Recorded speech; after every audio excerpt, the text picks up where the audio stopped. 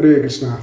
Jagat Guru Srila Prabhupada ki jai. Om Tat Sat. Maharaja Bharata or the Bharat Maharaj is glorified in the Bhagavatam. In fact, it's been told here, Bharata Maharaj, in the prime of life, when he was very youthful, he gave up his prosperous kingdom, it seems. How he could give up such a prosperous kingdom? Because he was very much fond of serving the supreme absolute truth, Uttama Shloka or Lord Krishna. He gave up his beautiful wife, nice children, great friends, and enormous empire, it seems. We get this information from Srimad Bhagavatam. Although these things are extremely difficult for any person to give up, Maharaja Bharata, since he was so exalted in his spiritual position, he gave them up just like one gives up stool after evacuating. Such was the greatness of Bharata Maharaja. Very nicely Srila Prabhupada says, Jaho Yuvaiva Malavad. Jaho means he just gave up. Yuvaiva, when he was in the prime of his youth, Malava, like a stool, he just gave up his kingdom, and he just wanted to focus serving the Supreme Lord, Uttama Shloka, or Lord Krishna. Sukamuni, when he was mentioning these pastimes to Parikshit Maharaj, he again stresses saying that he gave up his kingdom, his wife, and his family. He had such an opulence, even demigods used to envy him. That was the quantum of his opulence. He could renounce everything because he was attracted to the beauty, opulence, reputation, knowledge, strength, and renunciation of Vasudeva. In fact, Prabhupada says, Krishna is so attractive that one can give up all desirable things for his sake. That is the beauty and the attractiveness of Lord Krishna. And we can see even Bharata Maharaj is one of the positive victims here. Bhagavatam gives the Palashruti the importance of hearing Bharata Maharaj's pastimes. So wonderfully it summarizes, which inspires all the practicing and potential devotees. It says, if any devotee interested in hearing and chanting regularly discusses the pure characteristics of Maharaja Bharata and praises his activities, here Srila Prabhupada talks about the Palashruti about hearing and chanting the pure characteristics of Bharata Maharaj. Devotees interested in hearing and chanting regularly discusses the pure characteristics of Maharaja Bharata and praises activities. If one submissively hears and chants about all auspicious Maharaja Bharata, one's lifespan certainly increases and his material opulence increases. He becomes very famous. He can easily attain promotion to the heavenly planets. Whatever one desires can be attained simply by hearing, chanting, or glorifying the activities of Maharaja Bharata. In this way, one can fulfill all his material and spiritual desires.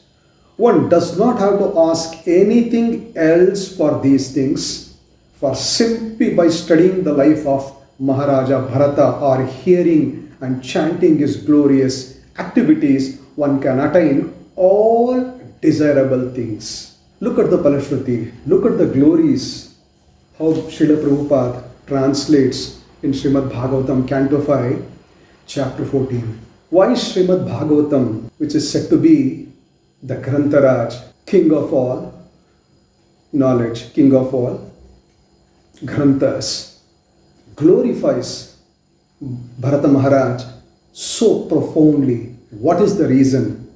So let us get into his characteristics, his nature, his quality, his pastimes, and how he influenced other personalities in his life we can see in this particular session. When Bharata Maharaj was ruling his kingdom, no doubt, he was executing the devotional principles very rigidly, and he used to follow his father Rishabhadev very stringently. Here Srila Prabhupada writes, therefore Bharata Maharaj was able to take care of his citizens successfully. Point to be noted here is, if a state or a people who rules the states, if they rigidly follow or execute the religious principles as per Vedas, they can be very easily take care of the citizens successfully. That is what we learn here. Naturally, him being a very wonderful devotee, he was very, very satisfied. He was by nature undisturbed mind. So naturally, he increased his devotional service to Lord Vasudeva.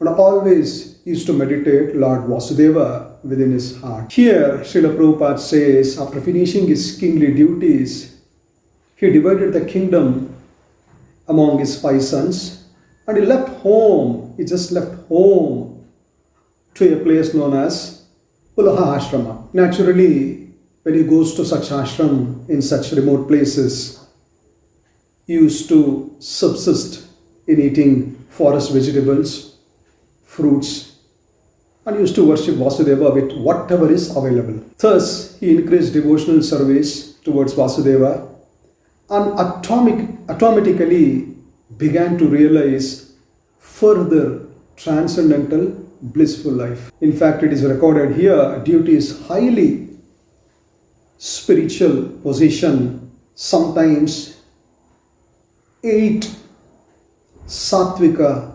transformations or Ashta sattvika transformations was visible in his body, it seems.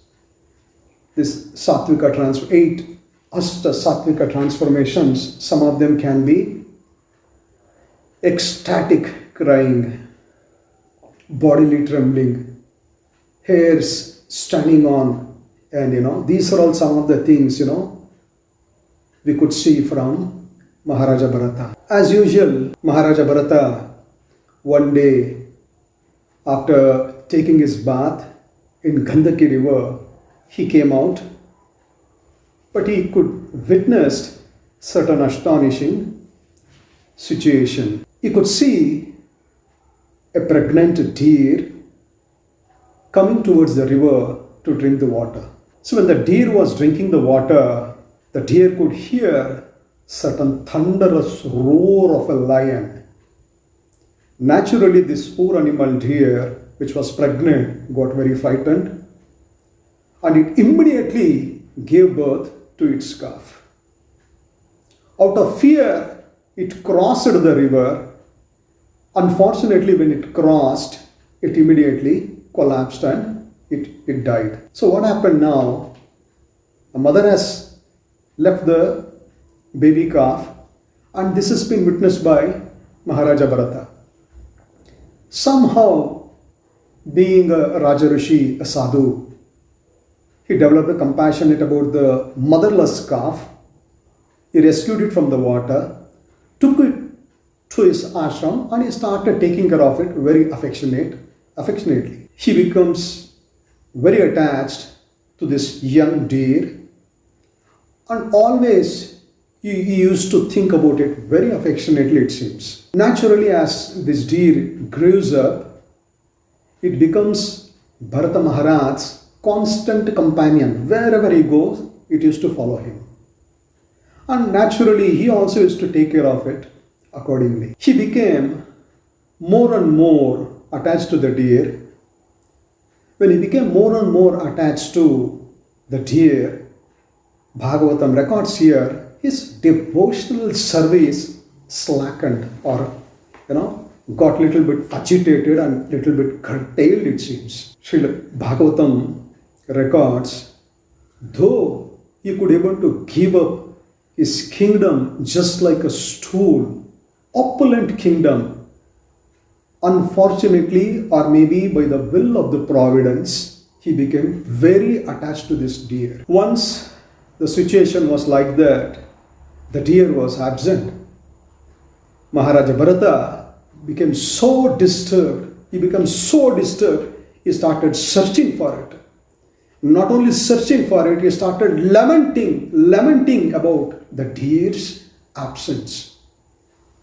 He could never able to find the deer. Because of this pain of lamentation, he fell down and he died.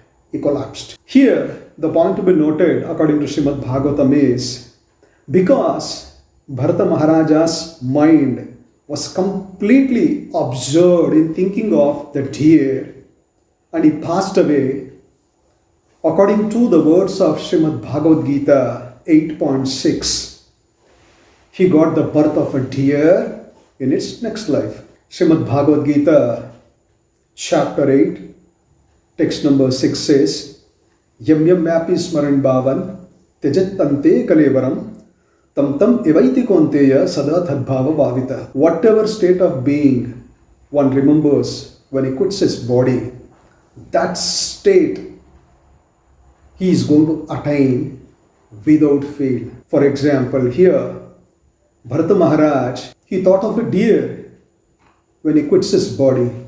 So naturally, according to the verdict of Srimad Bhagavad Gita, he took the birth of a deer in his next life.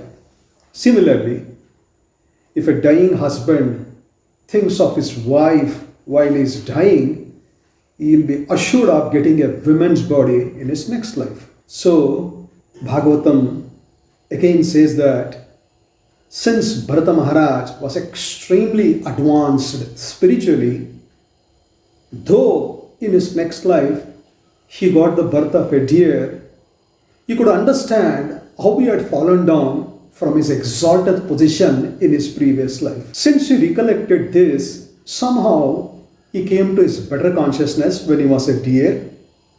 Again, he leaves his mother deer and went to the Pulaha Ashrama where he was practicing the devotional service before.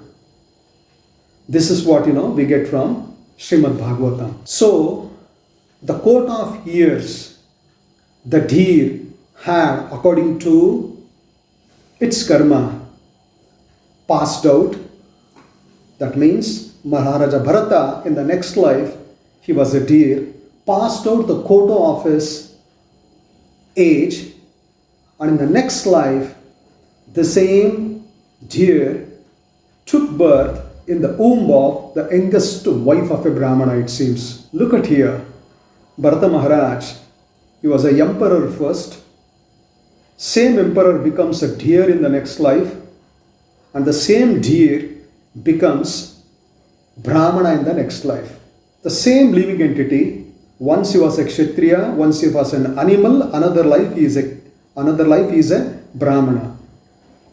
Point to be noted is, many people foolishly put forwards there is no rebirth.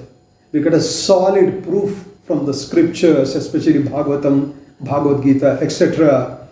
Rebirth do exist, and we could see from the life story of Sri Bharata Maharaj. Since he was very exalted by nature, Bhagavatam records here, even in this particular life, he could recollect his previous life when he was a deer, it seems. See the beauty. But here, though he was son of a Brahmana, his activities, his nature was socially not like that. He used to be a very dull person. He used to pretend to be a deaf and dumb person. That was his projection towards the outside world, because he has learnt his lesson.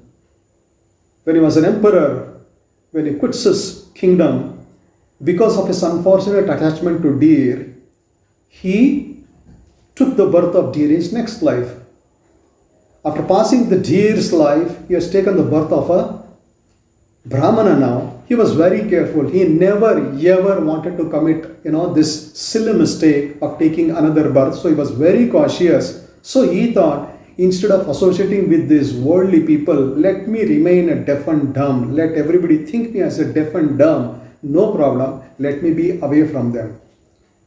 Srila Prabhupada writes, Chaitanya Mahaprabhu's Vani here, Asatya Sangatyaga E Vaishnava Achara. Vaishnava Achara, or the etiquette or the habit of a Vaishnava, is he gives us all unwanted worldly association, unwanted association of worldly people. This is the first symptom of a Vaishnava. That is exactly Bharata Maharaj is doing here. It has been told that one should strictly avoid the company of non-devotees, even though they may be one's family members. When Bharata Maharaj was in the body of that Brahmana, people in the neighborhood, they used to think him as a very crazy, dull fellow. But within this person, this personality, Bharata Maharaj, who is in the body of a Brahmana, always used to chant and remember Vasudeva, the supreme personality of Godhead. His father wanted to give him an education, wanted to purify him as a Brahmana by offering him the sacred thread. But he remained in such a way that his father and mother could understand that this person has really become crazy, not at all interested in the reformatory processes. Due to his silence, some people used to tease him in many ways, it seems. Used to tease him, torture him in many ways. He tolerated it. After the death of his father and mother, his stepmother and stepbrothers began to treat him very poorly. He tolerated it. They used to give him most condemned food. He tolerated it. He was ordered by his stepmother and stepbrother to guard a paddy field one night. And at that time, the leader of a Dacoit party took him away, tried to kill him by offering him as a sacrifice before Bhadrakali. Still, he did not protest. He remained quiet, it seems. Bhadrakali or Durga is naturally the sister of Lord Vishnu, Vaishnavi. She could understand that this person is no ordinary, is an exalted personality. She became very angry by the act of these dacoits. She herself came out of the deity, and she took the chopper and she killed all the dacoits. Look at how even Durga Maya responded looking at this wonderful devotee. So, this is how Bharata Maharaj, in this particular life, he was known as Jada Bharata, passing his life, completely abstaining himself from all false association or the association from non-devotees. And this Jada Bharata somehow happens to be there in a place which was ruled by King Rahugana. And this particular king Rahugana used to rule the states known as Sindhu and Savira. Naturally, as we know, it's a practice that whenever a king or a queen moves, they used to be taken using the palanquins. So the head palanquin carrier was looking for one suitable person. Somehow you could notice Jada Bharata. He thought, okay, this person is fine in personality. Somehow he could be utilized for these services. He orders him, come and carry. You will be one of the palanquin carrier. He did not protest, it seems. Jada Bharata, he humbly bowed down his head. He just started carrying it. So when he was moving like that, since he was a wonderful devotee of Lord Vasudeva, Krishna, whenever he could see small ants going in the road, he used to stop by because he did not want to step on it. Since he has stopped, others were moving, it was a little bit of an uncomfortable position to the king. So he was very disturbed. But this thing happened maybe for a few times, and Jada Bharata was extremely became angry, and he started using filthy language against Jada Bharata. In this situation also, Jada Bharata did not protest that, he just tolerated. At one situation, this king Rahugana almost threatened him with punishment. This time he almost decided that this fellow should be punished. At that situation, Jada Bharata started answering, it seems. First of all, Jada Bharata protested the filthy language used by the king and also the chastisement he has given to him.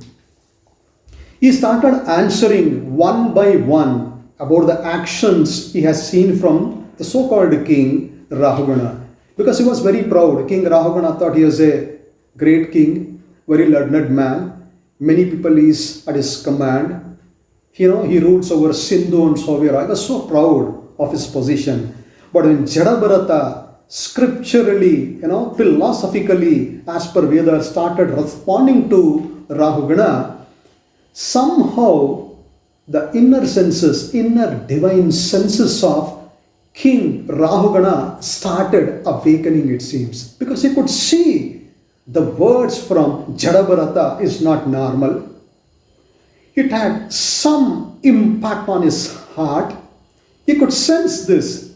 Suddenly he got down and he started inquiring, it seems. My dear gentleman, you look to be an extremely ordinary, a menial person. Socially, something like a gone case person. But your words is not like that. Your words gives me some inner meaning which I am struggling to understand, but I am also struggling to hear from you. Can you please give me what all these messages you have given to me? Can you make me understand? These are all some of the requests from Rahugana. Because King Rahugana requested Jada Bharata to give the inner meaning of his words. Since he is a sadhu, Jada Bharata, he started answering him and he started clarifying things. In fact, Bhagavatam records, he touch-based so many aspects about the three miseries, about the soul and the super soul. Very many aspects he could touch base. But one beautiful story Maharaja Bharata mentioned to Rahugana, it seems. And this particular story, Bhagavatam entitles this as Forest of Enjoyment or the Forest of Material World. He just mentioned this particular story so that if you mention the story, Rahugana could be able to capture the essence and he could become a wonderful devotee. So thinking that, becoming very merciful towards this foolish king, Rahugana, he started telling about this wonderful story. We could find this particular story in Srimad Bhagavatam chapter 13 and chapter 14 in canto number 5. A beautiful story. We should hear this attentively. Sukamuni is telling to King Parikshit, generally a man belonging to the mercantile community, Vanik, is always interested in earning money or profit. To earn such a profit, sometimes he gets into the forest to acquire some cheap materials, commodities like wood, earth, etc., so that he could sell back in the city at good prices. Similarly, Jada Bharata is telling a conditioned soul or a living being or a living entity becoming greedy, he also enters this material world for getting some profit. We should try to understand here. Jada Bharata compares that mercantile person to Rahugana or maybe any other living entity, and how this person enters into this material world, which is compared to forest. So when this person or the living entity gets into the material world for some material profit, he enters the deepest part of the forest, it seems. He goes so deep, Finally, he lost his path and he doesn't know now how to get out of the forest. That was the misfortune of every living entity. That is how Jada Bharata starts a story to Rahugana. And he says, Jada Bharata, he says, look, my dear king Rahugana, you project yourself as a king so nicely, thinking yourself to be so powerful, so much knowledgeable, and everybody are at your command. Listen to me. Once this living entity, for making some profit, gets into this material world, don't think he's alone. When he goes into the forest, he will be looted.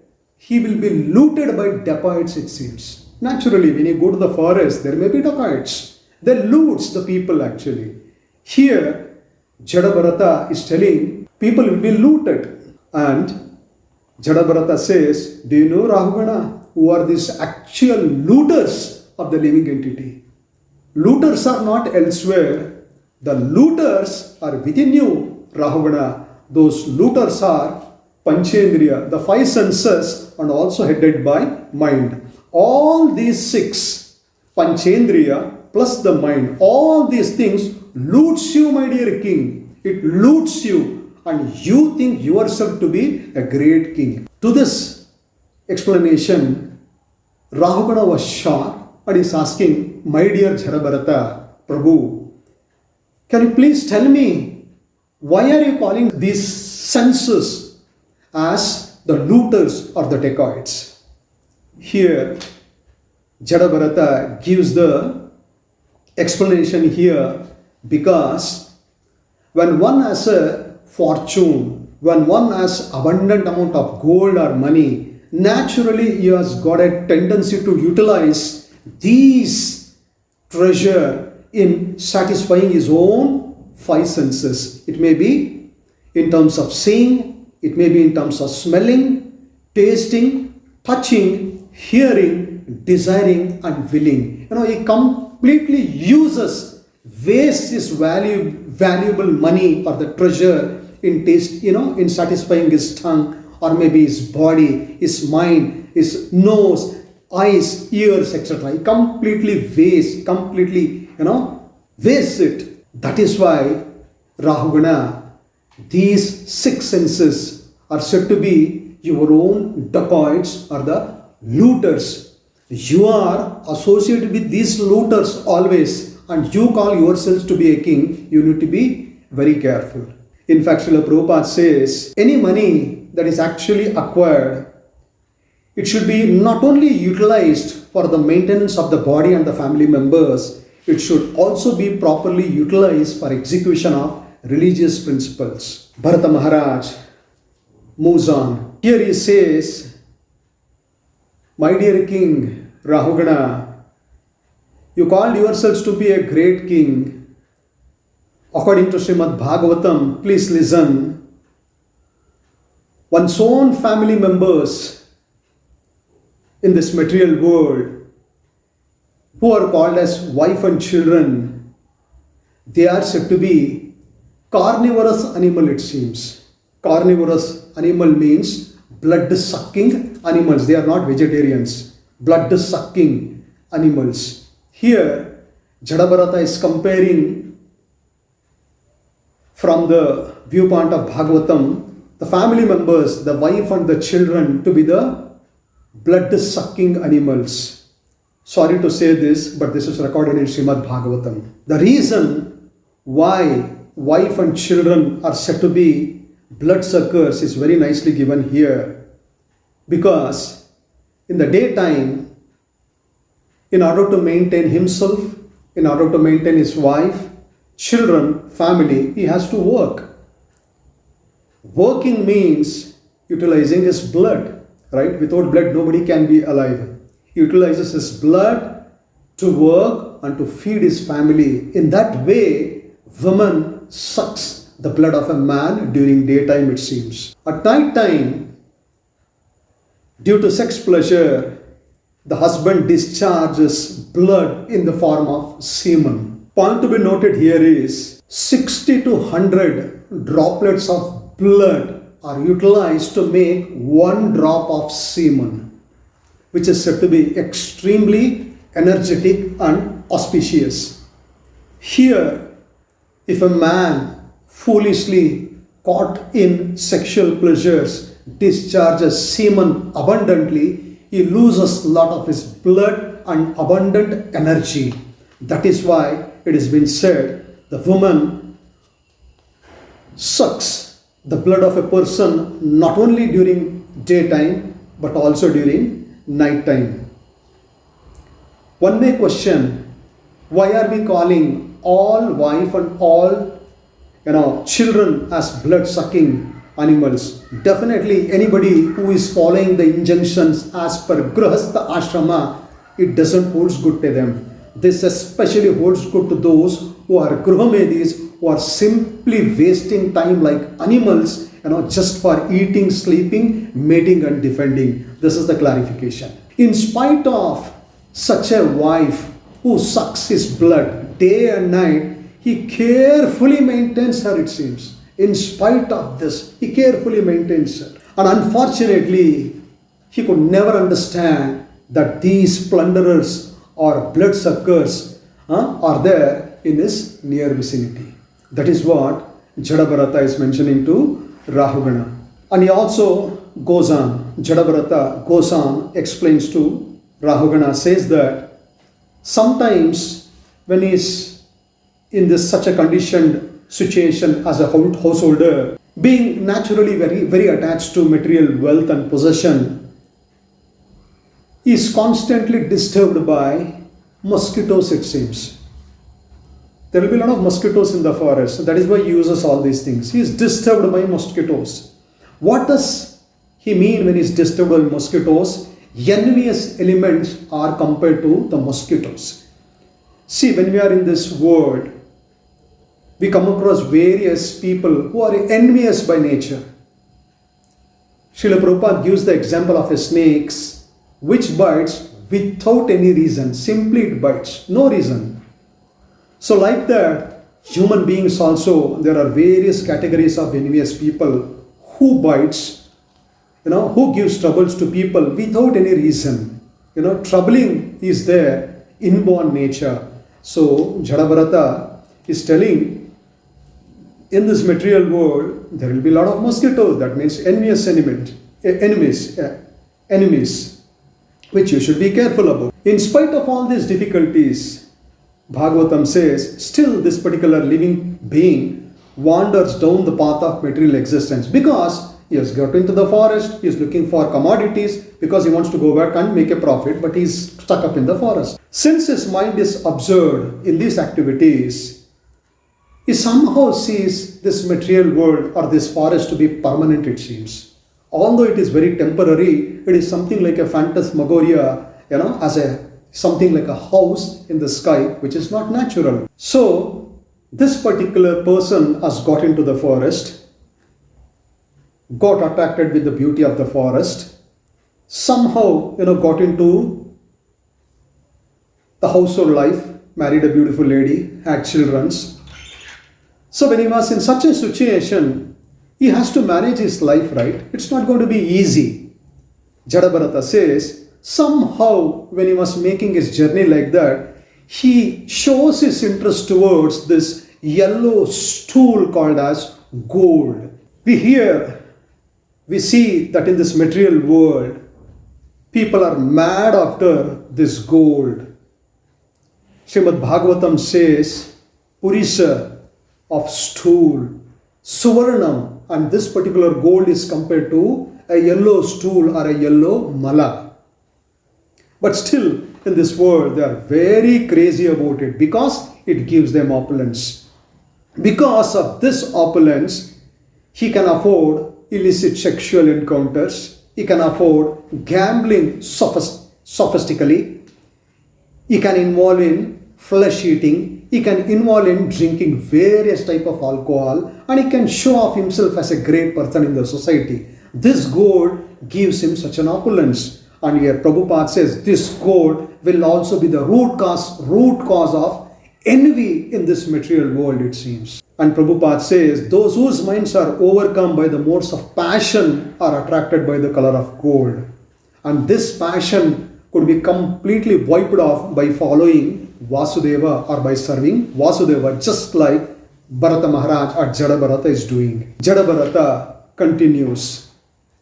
He says, sometimes when he was, involved in this sort of a family life, he'll become blind, it seems. He becomes blind by the dust of a whirlwind. When there is a whirlwind, when there is a lot of dust in the atmosphere, naturally it comes into the eye. We feel, like I cannot see anything. We become blind. And Jada Bharata says, sometimes this particular person who has entered this forest, he becomes blind, it seems, because looking at the beautiful features of the opposite sex. It may be a girlfriend or it may be his wife. Bhagavatam says he becomes very bewildered because he is raised upon the lap of a woman during sexual encounter. He loses his good senses because he is completely controlled by the force of passion. He has become almost blind with lusty desire. And instead of, obeying the rules and regulations of a Gruhastha sexual life, he completely disobeys it. He may think that, this disobedience is not witnessed by any of them actually. But Bhagavatam says all these activities of a living entity is witnessed by various demigods. They records it. He might enjoy illicit sex in the dead of night, not seeing in the future punishment is awaited for him. Chaitanya Mahaprabhu says illicit sex is never excused, and those who indulges in it will be punished life after life. This is statement of Sriman Chaitanya Mahaprabhu. We should not think it holds good only for a so-called karmi or a materialist. Even for a devotee, maybe first initiated or a second initiated, if he indulges in illicit sexual encounters, he will be punished and he cannot escape from it. This is a point to be noted. Jada Bharata continues talking to Rahugana, says, sometimes the same conditioned soul who got into the forest to get some commodity to earn a profit in the city, he becomes very much aggrieved by the chastisement of the enemies because of their harsh words, and also he becomes aggrieved, by the government servants. He becomes very saddened by these harsh words by these two entities. And here it says, such chastisements may be compared to the sounds of the owl in the forest. When the forest owl, when it makes noise, it echoes, ooh, ooh, it echoes actually. And it's very scaring, it is not pleasing. And this chastisement of his enemies by their harsh words, chastisement from the government servants are like a sounds of owls in the forest. He is facing all these difficulties in the forest. Sometimes what happens, since this person got into the forest to make, to get some commodity so that he can earn profit, he is lost in all these difficulties. Since he is lost, naturally he is morose, naturally he is distressed. Somehow, sometimes, he wanted to mitigate his distress in the forest of material world. He receives these cheap blessings from atheists or Nastikas. Because of their association, Bhagavatam says he loses all his intelligence. This is exactly like a person jumping into a shallow river. What happens if there is a river full of water? If you jump, it is an enjoyment. But if you jump into a shallow river, there is not much of a water, what happens? He simply breaks his head. That is what is mentioned in the Bhagavatam. This misguided, conditioned soul also sometimes, to mitigate his distress, he approaches some so-called or dongi sadhus or swamis who preaches against the principles of the Vedas. They don't follow Vedas. They don't, preach as per the Vedas. They don't give solution as per the Vedas. Simply they talk nonsense. And this particular person approaches such so-called sadhus and swamis. And here it has been told that you do not receive benefit from there either in this present life or in the future life. That means one has to follow the injunctions of the scriptures from a bona fide sadhu, guru, to become qualified, happy in this world and also in the next. Jada Bharata continues saying that sometimes since he has married, he has got wife, kid, like he is struggling in the forest to maintain himself. He has to take care of his own maintenance. Sometimes if he cannot able to take care, he even tried to exploit his own father. Sometimes he tries to exploit his own son, it seems. And if he could not satisfy from this exploitation, he tries to trouble them, it seems. Jada Bharata continues saying, my dear foolish king Rahugana, please listen. This family life is exactly like a blazing fire in the forest. Very nicely it is given. Gruham dhavavat. Gruham means the home life. Dhavavat means exactly like a blazing fire in the forest. Gruham dhavavat. Jada Bharata is mentioning to Rahugana, this family life which you are foolishly stuck up in this dangerous forest material world is exactly like a blazing fire in the forest. There is not the least of happiness available here. But gradually one becomes more and more implicated in unhappiness.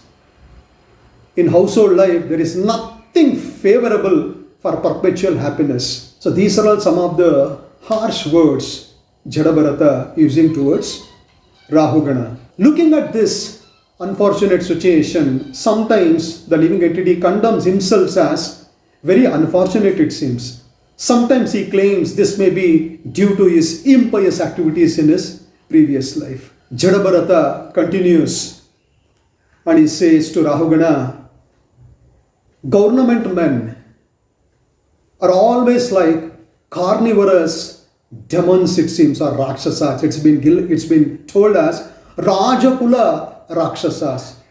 Government men are like carnivorous demons. Carnivorous demons means man-eaters. They are like man-eaters. Why? Because they somehow want to take away all the accumulated wealth of a person.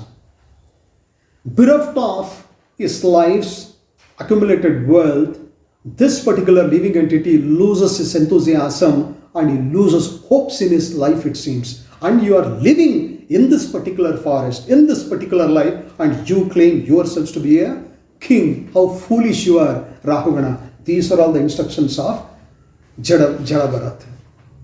He also continues saying that sometimes this conditioned soul foolishly imagines that his father or grandfather has again come in the form of his son or grandson.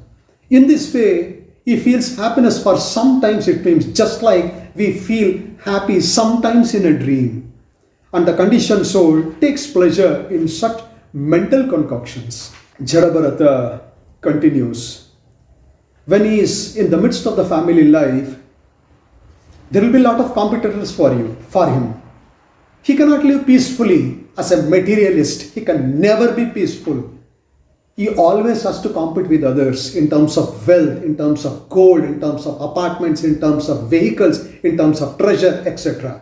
He has to maintain his position. He has to struggle to maintain his position. And Srimad Bhagavatam says, this situation is exactly like a person climbing up a hill which is completely filled with small pebbles and thorns. What happens when there is a pebbles and thorns? It really pricks his soft feet, right? That is the analogy given here. In spite of this, his feet are pierced by thorns. His feet are pierced by small pebble. In spite of this, to keep up his so-called prestige, he climbs up the hill, it seems. That is the foolish nature of this particular person. Rahugana, please get up. You think you are a king? You are so foolish. Sometimes, due to bodily hunger and thirst, he becomes so disturbed, he loses his patience. He becomes angry against his wife and children.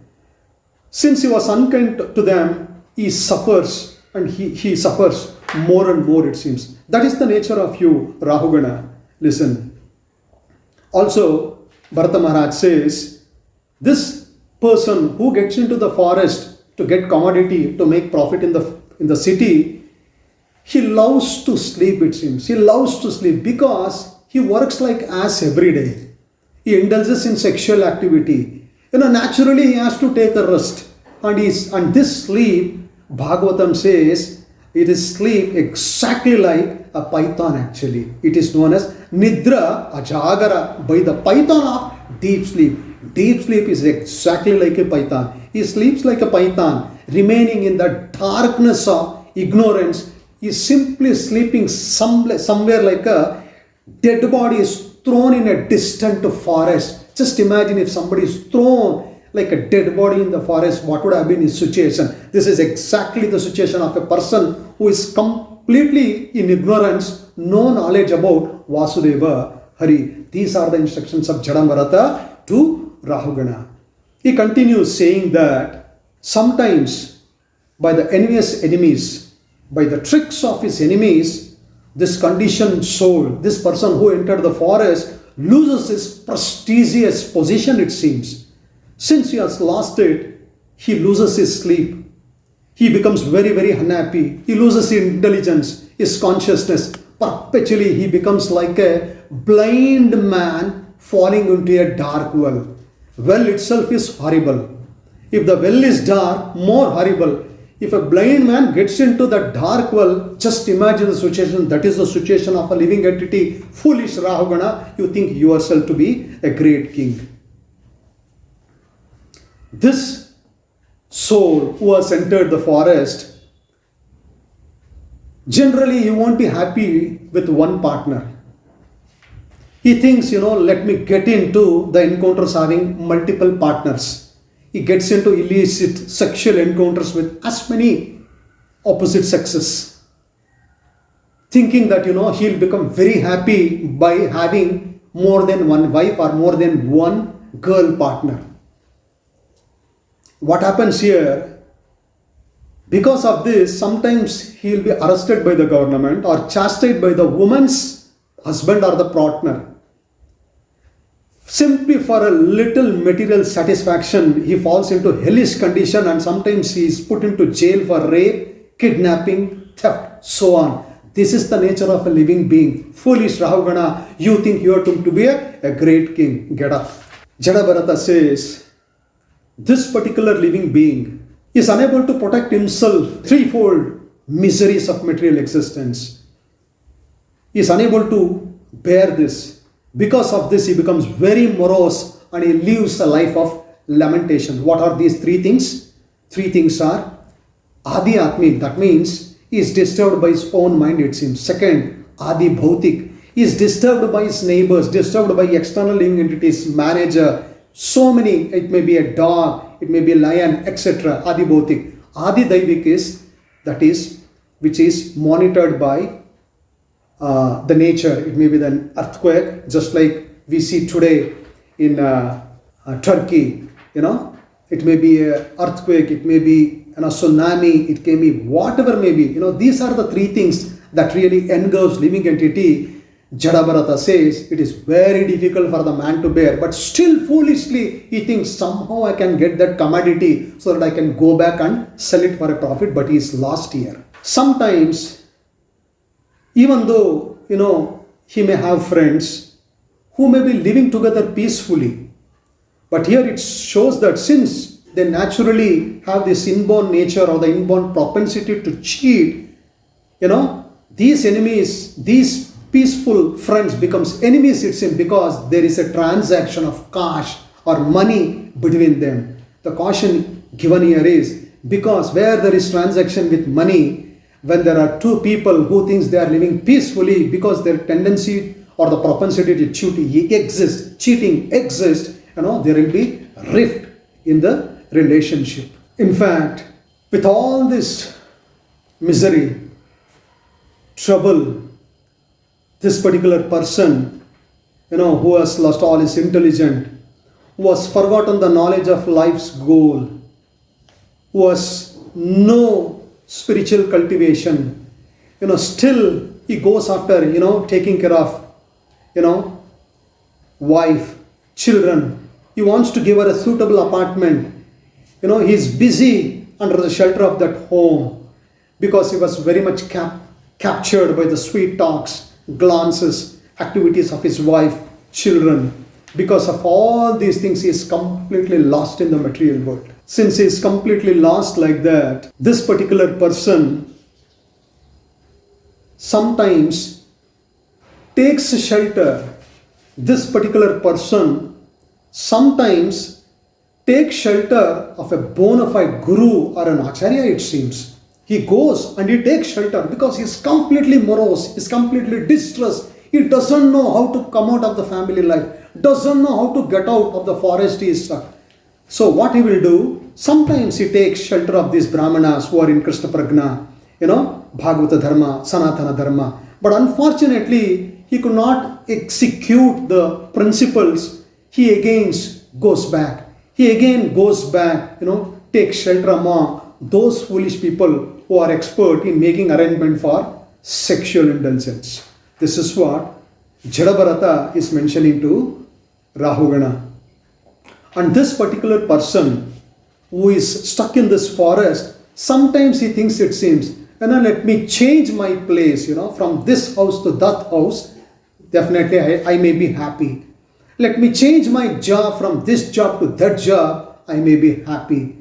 Let me, change my situation from this city to that city, I may be happy. Srila Prabhupada says through Bhagavatam, it is just like a monkey which jumps from one tree to another tree actually. It simply jumps. It is given here, this particular living entity simply jumps from one situation to another, one birth to another birth, thinking that he will be happy somewhere. But it is given here very, very prophetically. He can never ever be happy with such an arrangement in the forest life or in the material world. Look at the agony, look at the misery, look at the situation this living entity faces in the forest. What happens when in such a situation, this living entity forgets about his relationship with God, it seems. He forgets himself first of all. Later he forgets the relationship with the Lord. And he simply engages in different type of mischievous and sinful activities. Naturally he will be subjected to threefold miseries. And naturally he will be because of all the anarthas that he has accrued or accumulated, he will be fearful of his impending death. That is his nature. That is his consciousness today. It has been told here, in this way, in this particular way, this living entity gets entangled and forgets his separation from Vasudeva since time immemorial. From so many thousands and millions of life, he has lived like this, by forgetting the supreme truth or Adipurusha Vasudeva. It has been mentioned by Srila Prabhupada that those who are self-realized, simply by taking shelter of the Lord, he can get out of this dangerous material existence. Without accepting the devotional path, one cannot get out of the clutches of material existence. Srila Prabhupada concludes writing, the conclusion is that no one can be happy in this material life. One must take to Krishna consciousness or Sanatana Dharma or Bhagavata Dharma. If not, there cannot be happier life in this material world. Srila Prabhupada gives a very beautiful statement in Bhagavad Gita, chapter 7, 14th text, BG 7.14. Daivi esha gunamami mama maya dhuratyaya mameva me papadyante maya metam tarantite. Very nicely Bhagavad Gita says in this, In this particular sloka, the Lord says this divine energy known as Maya or the illusion is extremely difficult for a living entity or a living being in this forest material world to overcome. He can never get out. Ma meva me prapadyante maya me etam tarantite. Those who surrender unto me, they can easily pass over this particular forest of the material world. What do you mean by surrender? Surrender means, Srila Prabhupada says, to follow the instructions of Krishna as given in Bhagavad Gita is surrender or dharma. That means the conclusion is, if a person strictly catches hold of the instructions of Srimad Bhagavad Gita, he can get out, he will get the clue, he will get the knowledge, strength to get out of this forest, and he can go back to his home. He can go back to his home. We keep hearing this, Allide namma mane, illi bande sumane. Our original home is there. We came here simply to make some cheap profit. To get out of this material forest, the solution given in Srimad Bhagavatam is Navavidha Bhakti Marga.